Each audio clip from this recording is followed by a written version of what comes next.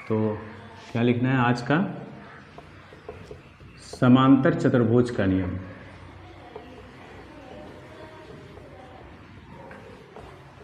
समांतर चतुर्भुज का नियम, ये क्या चीज़ का नियम है? ये सदिशों के योग का समांतर चतुर्भुज नियम है। तो समांतर चतुर्भुज नियम में तुम लोगों को पहले क्या समझना पड़ेगा कि तुम लोग को पहले जानना होगा आसन्न भुजा या निकटवर्ती भुजा क्या है। ठीक है, पहले इसको हम लोग समझ लेते हैं, तब ये नीचे जाएंगे। आसन्न भुजा या निकटवर्ती भुजा, क्योंकि इसका हम लोग जो है ना, इसमें समांतर चतुर्भुज का नियम जो पढ़ेंगे उसमें इसका उपयोग होगा। ठीक है, तो सबसे पहले देखो, अगर ये समांतर चतुर्भुज है, समांतर चतुर्भुज में अगर हम लोग ले लेते हैं ए बी सी डी, तो इसमें जो देख रहे हो अगल बगल वाला भुजा, ये दोनों साइड वाला, ये दोनों भुजा ही क्या कहलाएगा? आसन्न भुजा। आसन्न भुजा का इंग्लिश होता है एडजेसेंट साइड। ठीक है, इंग्लिश इसलिए क्योंकि कभी कभी ज़रूरत पड़ता है तो लोग बोल ही देता है कि एडजेसेंट साइड लेंगे। ठीक है, तो एडजेसेंट साइड हो गया मतलब ये जस्ट बगल वाला। जैसे अगर हम बोलेंगे कि आसन्न भुजा कौन कौन है इसमें, तो तुमको लिखना होगा ए बी और बी सी। ए बी के जस्ट बगल वाला कौन है? बी सी है। तुम लोग आगे आ जाओ ना, यहाँ आ जाओ। प्रिया तुम थोड़ा इधर आ जाओ, आगे तुम लोग आगे जाओ, नज़दीक से दिखेगा। अब अगर हम बी सी के बगल वाला कौन लेंगे? C D. और इसमें देखो बी सी के जस्ट बगल वाला लेंगे सी डी, और सी डी के जस्ट बगल वाला कौन लेंगे? A D. नहीं, सी डी के जस्ट बगल वाला ए डी, और फिर ए डी के जस्ट बगल वाला कौन है? A B. तो एकदम शॉर्ट है कि बगल वाला ही जो भुजा होता है वही क्या कहलाता है? आसन्न भुजा। और अगर हम किताबी भाषा में जवाब दें कि किताबी भाषा में आसन्न भुजा किसे कहते हैं, तो इसका आंसर होगा जिन दो भुजाओं में, दो भुजा है, इन दोनों भुजा में देखो, इन दोनों भुजा में क्या कॉमन है? बी। और इस दोनों भुजा में क्या कॉमन है? इन दोनों भुजा में देखो डी कॉमन है, इन दोनों भुजा में ए कॉमन है। तो इसका दूसरा परिभाषा जो किताब के अनुसार होगा वो लिखेंगे क्या कि यदि ये चतुर्भुज त्रिभुज ये सब क्या कहलाता है? बहुभुज है, ये सब बहुभुज नहीं कहलाएगा। तो लिखेंगे क्या कि यदि बहुभुज की दो भुजाओं में, बहुभुज की दो भुजाओं में एक बिंदु उभयनिष्ठ हो, एक बिंदु उभयनिष्ठ हो। ठीक है, एक बिंदु उभयनिष्ठ हो, तो ये बिंदु क्या कहलाएगा? शीर्ष है, देखो है ना। तो इस बिंदु को हम लोग शीर्ष अपने मन से समझ सकते हैं कि ये बिंदु क्या कहलाएगा? शीर्ष। तो एक शीर्ष, अगर हम दो भुजा में एक शीर्ष उभयनिष्ठ हो, उभयनिष्ठ माने क्या होता है? कॉमन। जो दोनों में होता है उसको हम लोग क्या बोलते हैं? कॉमन होना माने उभयनिष्ठ होना। तो यहाँ कॉमन वर्ड दे दिए कि दोनों में अगर बिंदु उभयनिष्ठ हो या कॉमन हो तो वे आसन्न भुजाएं कहलाती है। क्या कहलाती है? आसन्न भुजाएं कहलाती है। क्लियर हो रहा है ना? फिर से बता देते हैं, यदि बहुभुज, याद रखना कि बहुभुज हम लोग किसको कहेंगे? सबको। कहाँ से स्टार्ट होता है? तीन या तीन से अधिक, दो तीन से कम नहीं, तीन या तीन से अधिक भुजाओं वाली आकृति क्या कहलाएगी? बहुभुज कहलाती है। बहुभुज में सब आ जाएगा, जैसे स्टार्ट होगा कहाँ से? त्रिभुज, चतुर्भुज, पंचभुज, षष्ठभुज सब होगा। ठीक ना, ये सब का सब बहुभुज है। समझ में आएगा? आसन्न भुजा क्या बोले कि यदि किसी बहुभुज में दो भुजाओं में एक बिंदु उभयनिष्ठ हो, दो भुजा कौन कौन है? ए बी और बी सी। इसमें उभयनिष्ठ भुजा कौन हो गया?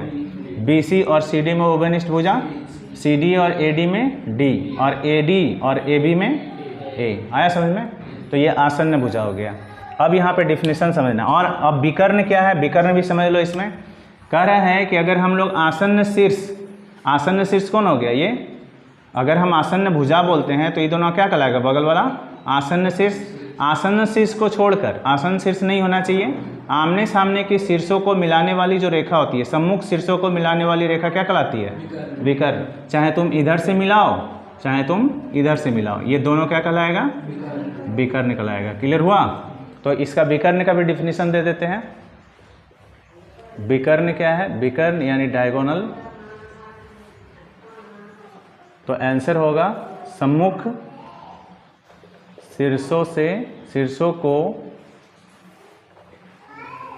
मिलाने वाली रेखाखंड, मिलाने वाला रेखाखंड, मिलाने वाला रेखाखंड क्या कहलाता है? विकर्ण कहलाता है। ये सब नॉलेज होना चाहिए, ये सब तुम्हारे इस क्लास का नहीं है, ये सब क्या है? बेस है। और ये बेस अगर पता है तो वो सब आसान लगेगा, ठीक है ना? आ रहा समझ में ना? तुमको समझ में आ रहा है ना? अब समांतर चतुर्भुज का नियम हम लोग पढ़ेंगे, सदिश योग का समांतर चतुर्भुज का नियम। देखो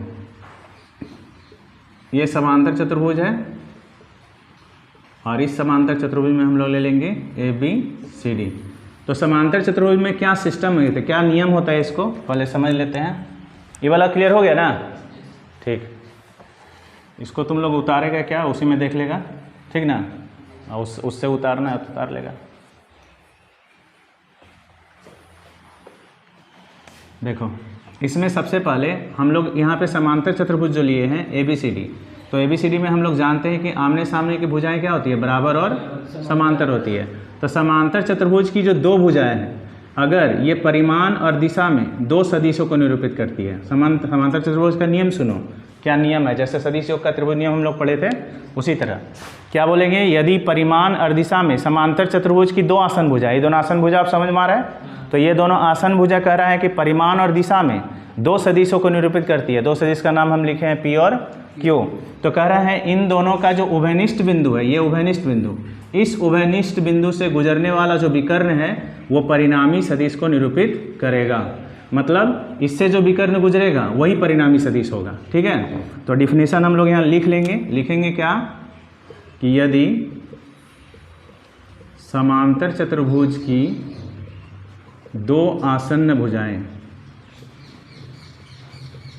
समांतर चतुर्भुज की दो आसन्न भुजाएं परिमाण एवं दिशा में दो सदिशों को, उससे आसान है, सदिश योग के त्रिभुज नियम से यही आसान है। उसमें तो एक क्रम में परिमाण दिशा दोनों लिखना पड़ता था। हाँ, एवं दिशा में दो सदिशों को निरूपित करता है, निरूपित करते हैं, तो इन दोनों भुजाओं के उभयनिष्ठ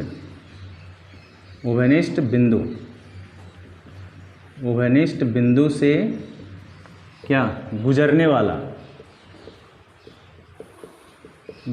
वाला विकर्ण क्या निरूपित करेगा? परिणामी सदिश को, परिणामी सदिश को निरूपित करता है।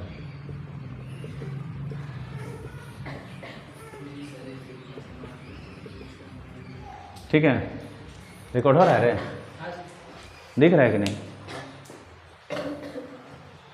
दिख रहा है, लेकिन इंक थोड़ा सा कम है, इसमें इंक होना चाहिए।